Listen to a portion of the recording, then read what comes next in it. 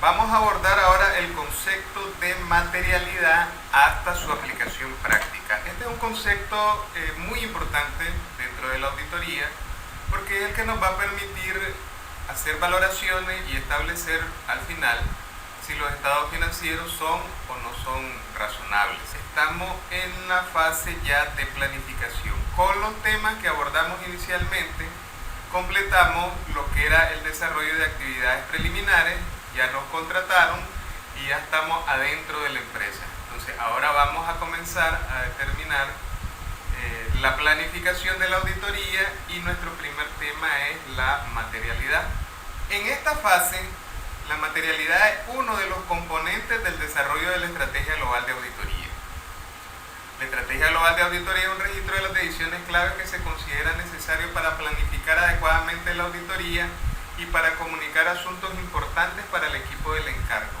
En la estrategia se documentarán las decisiones derivadas de llevar los pasos de la planificación que se exponen a continuación. Todos estos conceptos, ustedes después por favor los revisan con mayor detenimiento, pero los vamos a llevar a la práctica. ¿Por dónde inicia? ¿Por dónde inicia la planificación? Se deben de realizar actividades preliminares, ya lo hicimos. Compilar información relevante sobre la entidad. Esta es la documentación que vamos pidiendo sobre la marcha para poder desarrollar nuestra visión global de la auditoría. Asignar a los empleados, quienes son los auditores que van a estar a cargo de la auditoría, reunirse con ese equipo de trabajo para darles instrucciones y finalmente establecer cuáles son los plazos, cuando entramos, cuando se van a desarrollar ciertos procedimientos tales como el conteo de inventario, los procedimientos de valoración de riesgo, confirmaciones, etc. Estos son plazos críticos y aquí debo decir inclusive cuándo es mi expectativa que yo tengo de concluir la auditoría. Valoración de riesgo y respuesta. Ahora sí entramos en materia y el primero de ellos es determinar la materialidad de los estados financieros como un todo y la materialidad en la ejecución del encargo. Vamos a ello. Las normas relacionadas con la materialidad, las normas internacionales de auditoría son las 320 y las 450. Esta imagen ya la habíamos visto anteriormente. Básicamente la materialidad es establecer cuánto es mucho y cuánto es poco en la auditoría. ¿A qué se refiere esto? O sea, tenemos los rubros o las áreas que serán de mayor relevancia. ¿Por qué? Por su cuantía monetaria o por su impacto en el conjunto de estados financieros. Vamos a hablar entonces que nuestra base, en este caso, el total de ventas, cuando tengamos un error que ande entre los 3 y el 6%, vamos a hablar que ese error tiene materialidad. Entre el 3 y el 6% del total de ventas es material el error.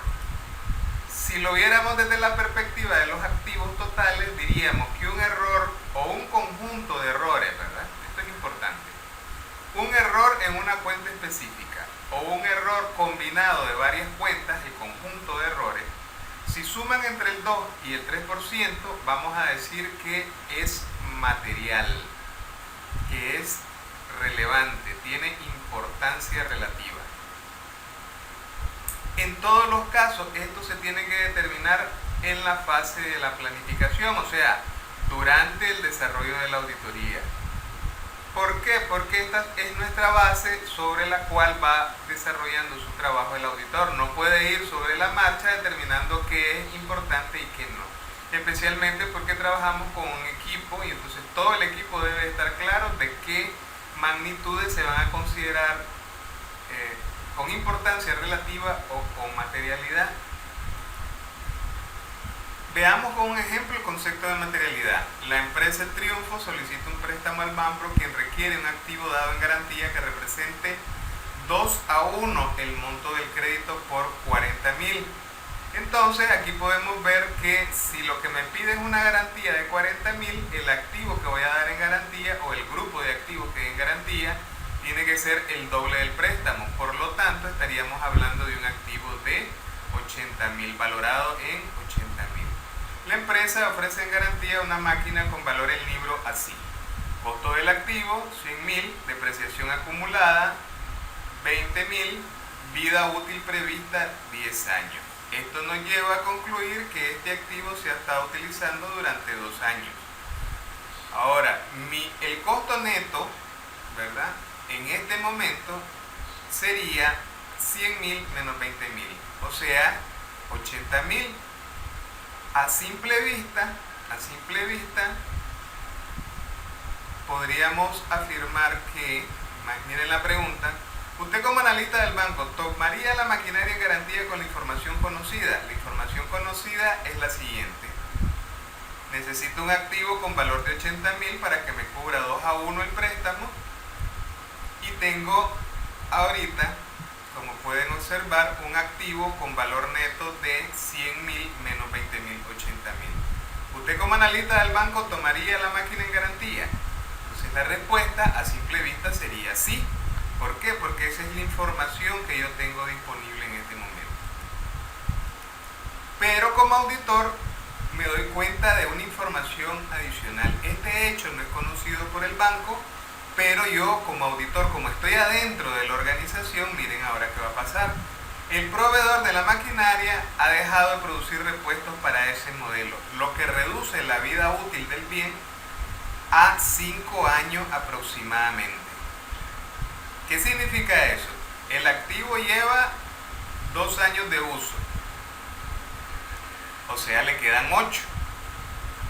Por lo tanto, tiene un valor, ¿verdad?, el libro, valor neto de 80.000, pero como su vida útil se está reduciendo en 5 años, entonces ya no vale 80.000. ¿Cuánto vale este activo en este momento? Ese activo, si le damos una valoración de 100.000 entre 10, le damos de 10.000 cada año, ese activo ahora entonces va a valer ¿cuánto? Ya no va a valer 80.000. Y nos volvemos a hacer la misma pregunta. Ahora que tenemos conocimiento de la información adicional, ¿tomaría la máquina en garantía? Probablemente la respuesta sea no, no la tomaría en garantía, porque realmente ya no va a cubrir su valor neto, su valor razonable, ya no me va a cubrir 2-1 el préstamo que estoy solicitando. Voy a necesitar más bien en garantía, porque este valor ya no va a ser, el costo de este activo, el valor neto realizable de este activo ya no va a ser suficiente como garantía.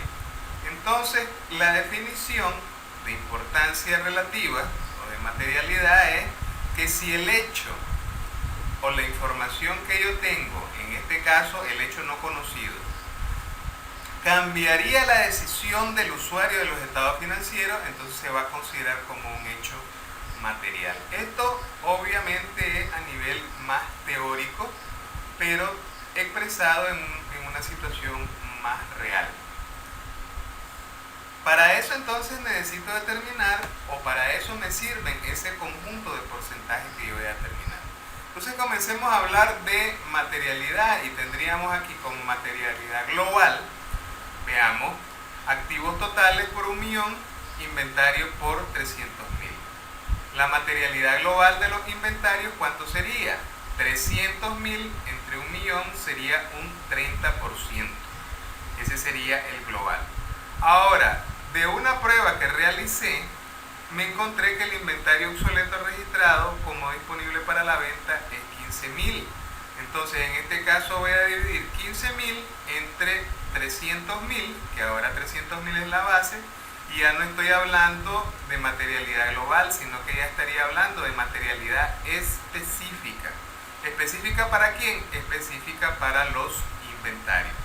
Veamos otro ejemplo. Los activos totales siguen siendo 1.000.000. La materialidad global, vean acá, con relación a la cartera, sería 400.000 entre 1.000.000. ¿Estaríamos hablando de cuánto? Estaríamos hablando del 40%. Sería su materialidad. El error de cálculo de la estimación es de 2.000 de menos registrado. Entonces serían 2.000 dividido entre la nueva base, ahora que sería la cartera 400.000, para determinar el porcentaje del error. Entonces, aquí estamos hablando de una materialidad específica. ¿Específica para quién? Específica para la cartera, ¿verdad? Entonces, materialidad global, tenemos la base, activos totales, relacionada con los, en este caso, las cuentas específicas, inventario, cartera. Los errores que yo detecte adentro de los inventarios, que es donde realmente voy a detectar los errores, los voy a relacionar con el total de inventario. Entonces ahora tengo materialidad específica. Entonces, esta materialidad básicamente, ¿qué es lo que me va a decir? Lo que me va a decir es cuánto, cuándo y cuánto yo voy a determinar que si el error supera ese valor, entonces estoy ante una posibilidad de dar una opinión no limpia por los resultados, ¿verdad?, de las pruebas que he aplicado. Veamos aquí, sigamos viendo a nivel teórico. Materialidad global para los estados financieros tomados en su conjunto. Debo determinar un porcentaje y debo determinar un número monetario concreto. Materialidad específica para áreas particulares de los estados financieros. De igual forma voy a determinar un porcentaje, pero también voy a determinar un importe cuantitativo. Voy a dar un valor en porcentaje con relación a la materialidad específica y también voy a dar un número concreto, un valor en dinero. Entonces vean aquí, a nivel de estado financiero, todo el estado financiero, toda la combinación de los errores específicos que yo encuentre, los voy a relacionar con la materialidad global. Y para las cuentas de balance, cuentas de resultados, ¿verdad?, y cualquier transacción, voy a hablar de materialidad específica. A continuación hay definiciones, ¿verdad?, en las siguientes diapositivas más específicas, más concretas, sobre lo que es la materialidad de los estados financieros, que ustedes van a leer posteriormente con mayor paciencia. Bases de cálculo, siempre hablando de materialidad global, materialidad específica y en el desarrollo de su aplicación práctica. ¿Qué cantidad de encargo de auditoría se requerirá para identificar incorrecciones por debajo de la materialidad global o específica? Y adicionalmente, dice acá, dejar un colchón para incorrecciones que no sean detectadas. ¿Qué significa esto?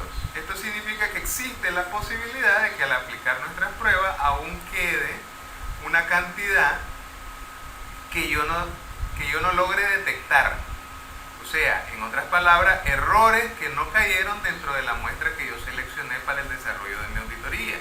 Entonces, todavía adicionalmente a la materialidad yo tengo que dejar un colchón, o sea, considerar que existe la posibilidad de que hayan errores no detectados. Reglas empíricas. Aquí solo voy a remitirme al entre 3 y 7%, que es lo que dice nuestra literatura, pero lo más importante es que establece que en ningún caso la norma internacional de auditoría dice cuánto va a ser. Eso lo tiene que determinar el auditor con relación a su experiencia. Pero la literatura dice que es muy utilizado de 3 a 7% con relación a la utilidad de operaciones. Y a nivel específico, ingresos o gastos de 1 a 3%, en activos de 1 a 3% y en capital de 3 a 5%. Ojo aquí en el desarrollo. No se proporciona una guía específica en las normas internacionales de auditoría. Los porcentajes varían desde 60% en materialidad global o específica, cuando existe un alto riesgo de incorrección material, hasta 85%, cuando el riesgo valorado de la incorrección es menor. Aquí estamos hablando, si se fijan, 60%, 85%. ¿De qué estamos hablando aquí? Aquí estamos hablando ya, estos números yo los voy a utilizar en estadística, y este 60% y 85% se refiere a los niveles de confianza. Nosotros vamos a tener un tema específico de auditoría, de estadísticas, para la auditoría. Y ahí es donde vamos a considerar estos porcentajes, 60% y 85%.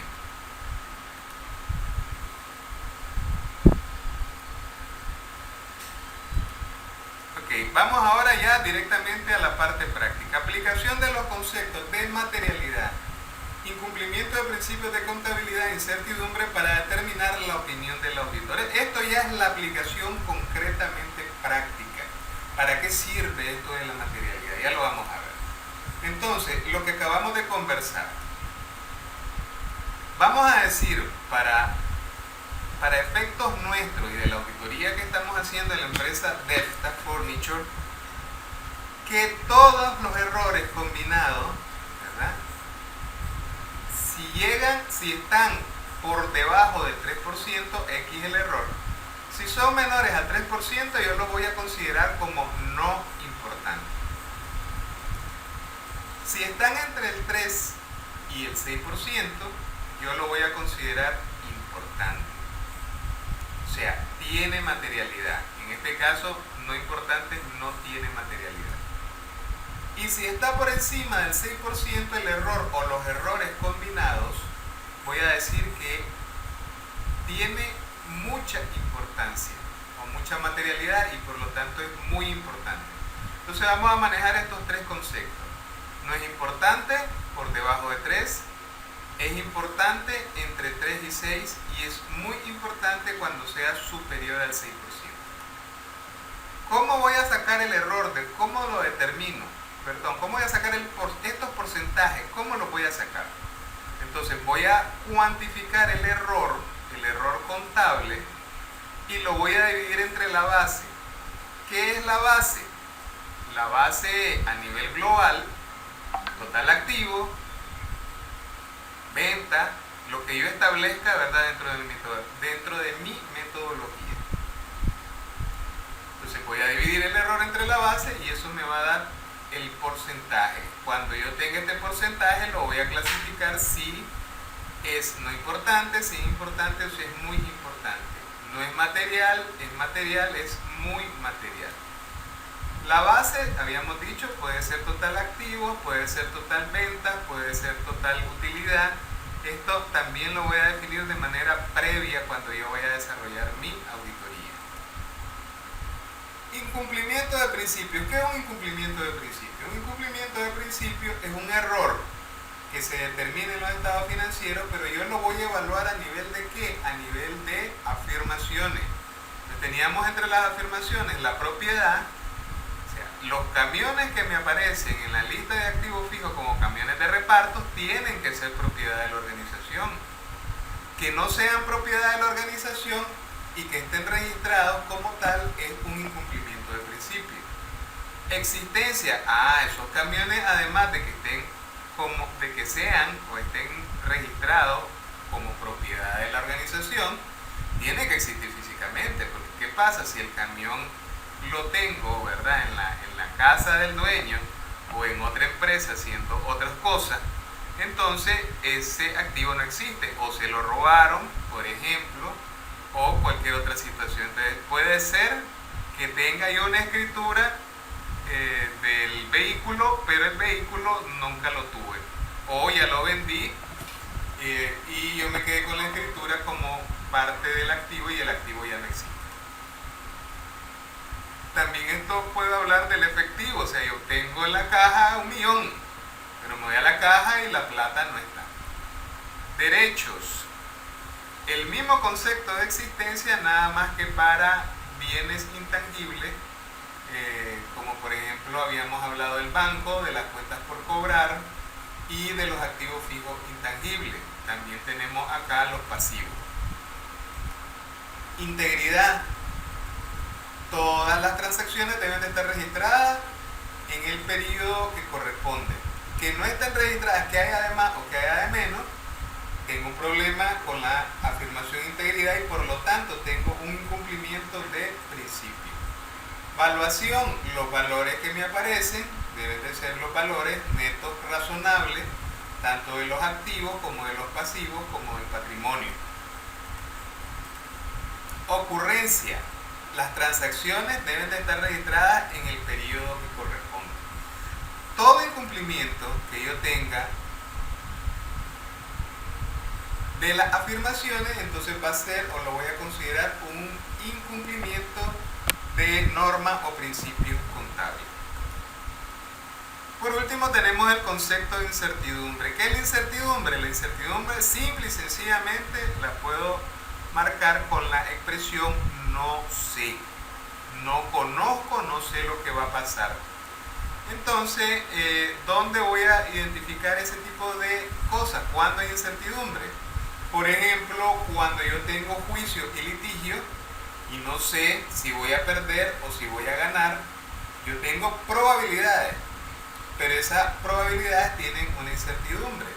Entonces, gane o pierda, tengo que hacer un registro o no tengo que hacer un registro. Eso dependerá de la norma internacional, ¿verdad?, de información financiera relacionada con las estimaciones, que me dice cuándo voy a revelar, cuándo voy a cuantificar, cuándo voy a reflejar un valor en los estados financieros. Esto me genera incertidumbre. ¿Qué otra cosa me genera incertidumbre? Me va a generar incertidumbre cuando tengo procedimientos que debo de cumplir de manera obligatoria porque me lo mandan las normas. Por ejemplo, observar la toma física de inventario. Pero a mí me contrataron en febrero y la toma física de inventario fue a inicios de enero. Por lo tanto, va a ser imposible que yo me monte en la maquinita del tiempo y me vaya a ver cómo se tomó el inventario físico al inicio del año. Entonces, yo tengo una incertidumbre. ¿Cuál es mi incertidumbre? Ese inventario está bien contado, está completo. ¿Se hicieron los ajustes por los faltantes y sobrantes? No lo sé. No lo sé si lo que se hizo fue correcto porque no logré observarlo. Eso me genera una incertidumbre. Yo puedo aplicar procedimientos alternativos para hacer análisis alrededor de este tema, pero van a haber circunstancias en las que no pueda aplicarlos. Cuando yo no puedo aplicarlos, entonces voy a tener una incertidumbre. Ejemplo, imagínense las empresas que están trabajando o que trabajan con petróleo. Todos sabemos el enredo que hay ahorita en el mercado internacional con relación al petróleo. El petróleo inclusive hoy por hoy sigue teniendo precios negativos. Entonces eso me genera una incertidumbre. ¿Qué va a pasar con esas empresas que trabajan con petróleo? No lo sé. Como no lo sé, tengo una incertidumbre. Aquí hay una cartera.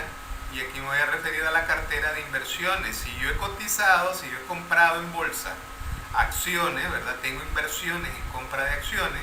Sabemos todos que por efecto del problema de la pandemia, los mercados están por derrumbarse.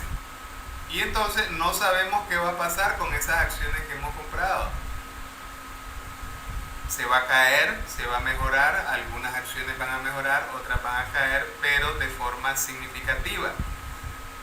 Eso me está generando una incertidumbre. Una incertidumbre es cuando hay una condición especial externa que no depende de mí y puede causar un impacto significativo en los estados financieros, o cuando por obligación de la norma yo debo de cumplir algunos procedimientos y no los pude cumplir, ya sea por culpa mía, por culpa del cliente o simplemente son las circunstancias que se están generando.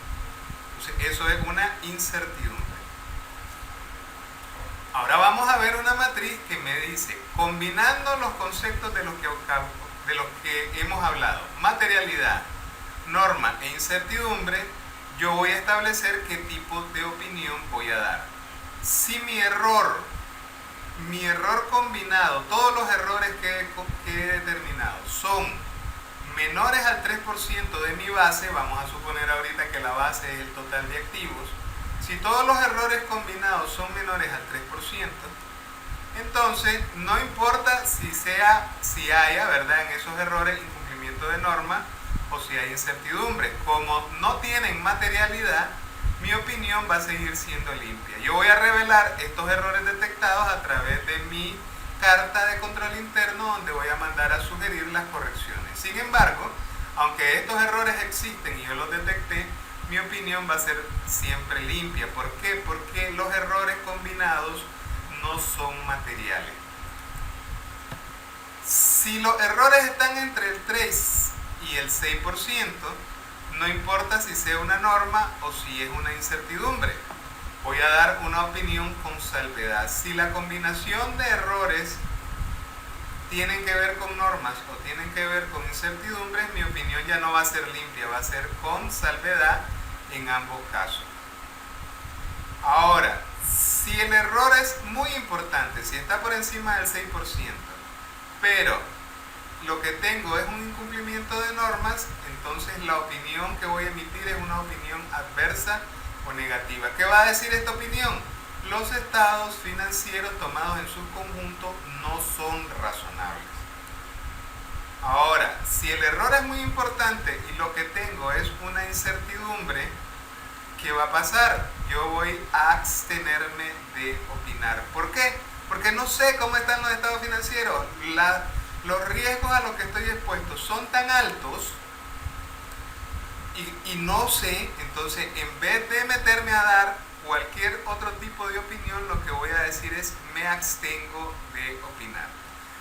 Combinemos todos estos conceptos en un ejemplo concreto.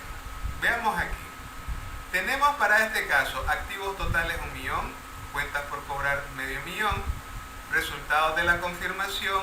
Mi muestra es el 3% de ¿qué? De 500.000. De este 3%, 2% los clientes me contestaron no estoy de acuerdo con el saldo. Y 1% me contestó nada, ¿verdad? Lo fui a buscar y no lo encontré físicamente, entonces por lo tanto no me pudieron contestar. Dice aquí, se pide, ¿verdad?, que determine el tipo de opinión y redacte el párrafo que corresponda. Ahorita solo vamos a describir el tipo de opinión. Vamos a ver la metodología del procedimiento para llegar a la opinión. Primero, lo primero que vamos a hacer siempre es determinar la importancia o la materialidad. Voy a identificar mi base, voy a determinar el error y lo voy a expresar en porcentaje. Paso 2. Determine si el error o la desviación es un incumplimiento de principio. Si fuera así, yo tengo que tener claro a qué aseveración corresponde, qué norma contable se ha incumplido y voy a determinar el valor exacto a que asciende el error. Si yo no puedo determinar el valor exacto, entonces ya no es un incumplimiento de principio. ¿Por qué? Porque como no puedo saber el valor exacto, tengo una incertidumbre. Paso 3. Determine si existe una incertidumbre. Tengo que describir en qué consiste la incertidumbre. ¿Quién es el responsable de la incertidumbre? Puede ser que la incertidumbre se está dando por mi culpa, porque no apliqué un procedimiento, o por culpa del cliente, porque el cliente me dijo, por favor no me confirmen a los clientes porque son muy delicados, y entonces no hago ese procedimiento, se genera una incertidumbre. Y finalmente, si es posible, voy a tratar de aproximarme y determinar el valor de la incertidumbre.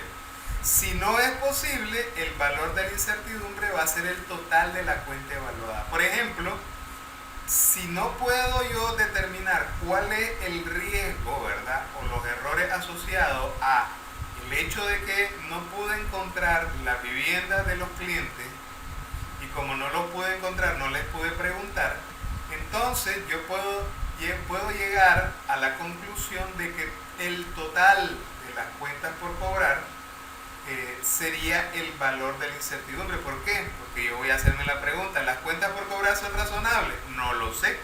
Entonces, ¿qué es lo que tengo? Tengo una incertidumbre. Este caso no es este el caso. ¿Por qué? Porque hay unas personas que me contestaron de forma negativa. Aquí solo tengo una parte que no lo pude encontrar. Solución, vamos buscando ya la solución del caso. Paso 1, determine la importancia. En este ejemplo ya están expresados en porcentajes, son 2% y 1%. ¿Cuánto fue mi confirmación? Si yo no tengo estos porcentajes, entonces los tengo que calcular. Yo confirmé 15.000. ¿De dónde saqué esos 15.000? 500.000 por el 3%. 500.000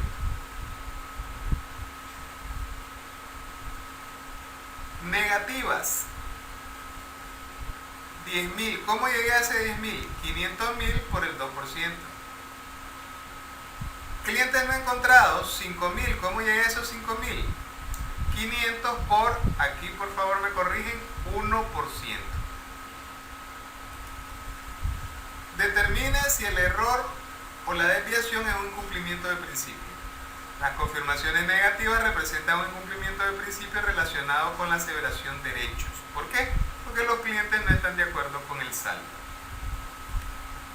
Tercero, determine si existe una incertidumbre. Sí, existe una incertidumbre. Los clientes no ubicados representan una incertidumbre porque aunque apliqué el procedimiento, ¿cuál fue el procedimiento? Confirmación. No puedo afirmar si el saldo está correcto o no está correcto. Conclusiones. La magnitud del error es 2% negativo, 1% incertidumbre, no encontrado. Total, 3%. Confirmado negativo es igual a un incumplimiento, no ubicado es una incertidumbre. Ahora tenemos nuestra matriz y vamos a tratar de ubicar en esta matriz las conclusiones. Primero, ¿qué nivel de materialidad hay? Hay un nivel de materialidad del 3%, entonces va a estar en el rango de materialidad importante. Segundo, confirmado negativo, hay un incumplimiento de norma y me quedo con ese. ¿Por qué? Porque el confirmado negativo es el valor o el porcentaje más alto, que es el 2%. También podría relacionar no ubicado acá, pero no lo voy a hacer porque debo de tener un cruce en la matriz para llegar a la opinión. Entonces, conclusión, ¿qué tengo aquí? Tengo un incumplimiento de norma con una materialidad importante, tengo una opinión, entonces voy a dar una opinión con salvedad. Veamos otro caso. Caso 2. Activos totales 1.000.000, inventario 360.000. No fue posible satisfacernos por otros medios de la exactitud de la toma física de inventario. Conclusiones. La magnitud del error, 365.000 entre 1.000.000 igual a 35%. 35% es mi error, mi incertidumbre. No se hizo toma física, incertidumbre. Ok, ahora nuestra matriz vamos a colocar para determinar cuál es el tipo de opinión. Entonces, magnitud del error es 35%, está en el rango de muy importante. No se realizó toma física, es una incertidumbre.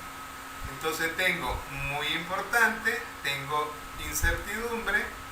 ¿Cuál es el tipo de opinión? Es una abstención de opinión. A continuación van a observar otros casos. Tengo el caso 3, 4, 5. Ustedes van a analizar la situación presentada en los casos y van a elegir la opinión que consideren en la circunstancia. Esta es la primera parte de la tarea. Entonces la tarea dice, seleccione la opinión de auditoría en los casos 3, 4 y 5. Esta tarea ya está en Classroom y entonces ustedes me van a decir cuál es la opinión y cómo llegaron a ella, utilizando la metodología que acabamos de conversar. Por último, van a determinar la materialidad de esta furniture y para eso se adjunta un modelo. En ese modelo ustedes me van a decir cuál es la materialidad, porcentaje, ¿verdad?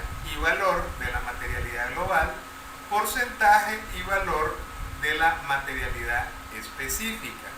Y en este caso estoy pidiendo la materialidad específica para efectivo, para cuentas por cobrar y para inventario. El caso de esta furniture lo voy a encontrar en la tarea número 2.